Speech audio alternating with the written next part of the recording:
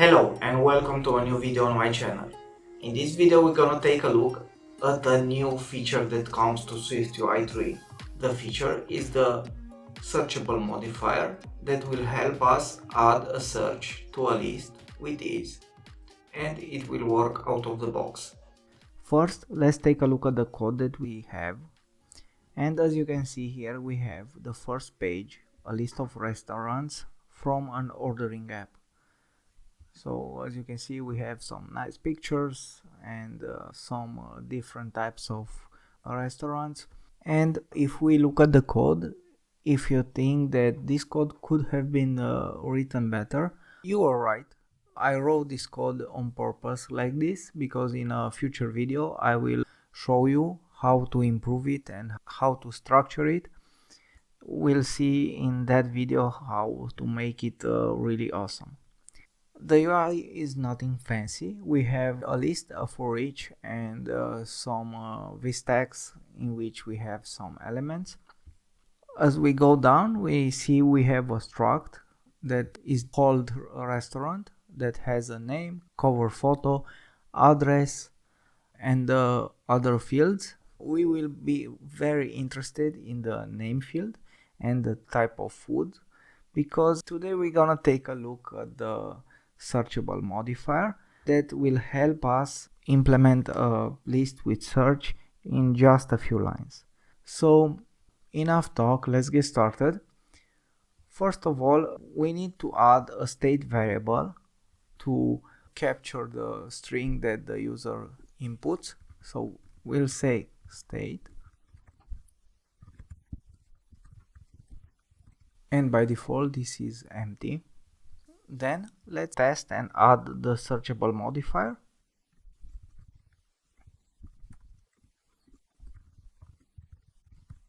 Like this. And now when we hit resume, we should have a search. Here it is.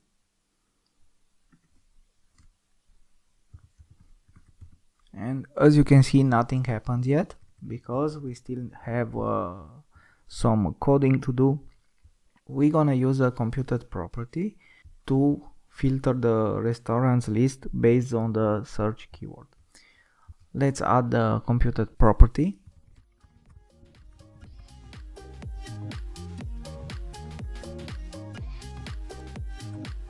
And here we're gonna check if the search keyword is empty.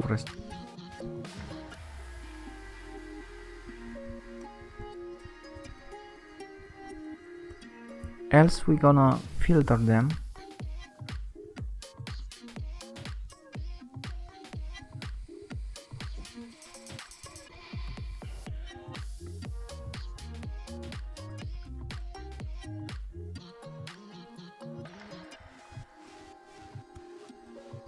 Like this. So let's hit resume and let's search for Mario, and still nothing happens. This is correct because we need to go in the for each over our search results.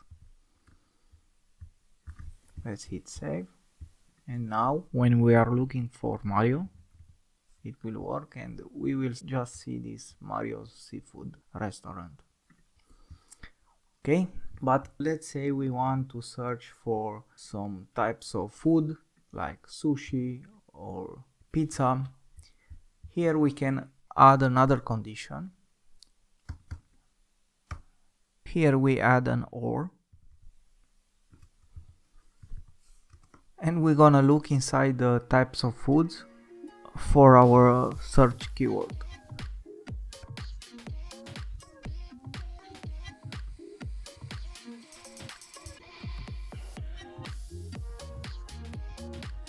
And let's test it out. And as you can see, if I wrote burr from burger, I will just see the restaurants that have burgers. Let's try sushi, and of course it works. Pizza, also here we see that we also have the restaurants that have burgers but also have pizza. Yeah, this is how you search for multiple criterias We could add also a search here for address and so on. Also here, when we click on this search, we could show some suggestions. It's pretty simple to add them. Here, if we add a comma here, we'll see that we have suggestions, and we can pass here some suggestions that we want to appear when we tap on the search. So we're gonna use a for each.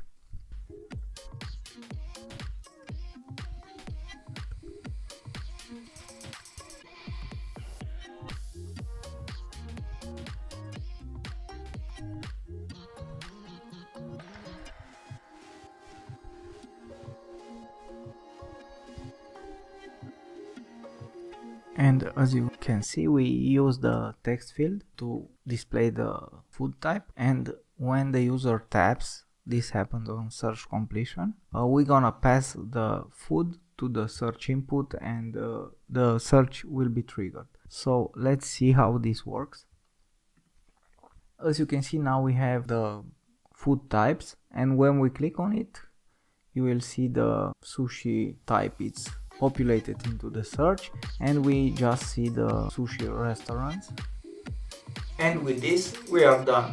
Now you know how to use the searchable modifier to build searchable lists in just a few lines. I hope you enjoyed this video, and if you did, don't forget to hit the like button, because this will help me with the YouTube's algorithm to share the knowledge to other people. And if you want to receive more news from my side, please hit the subscribe button. Until the next time, I wish you all the best.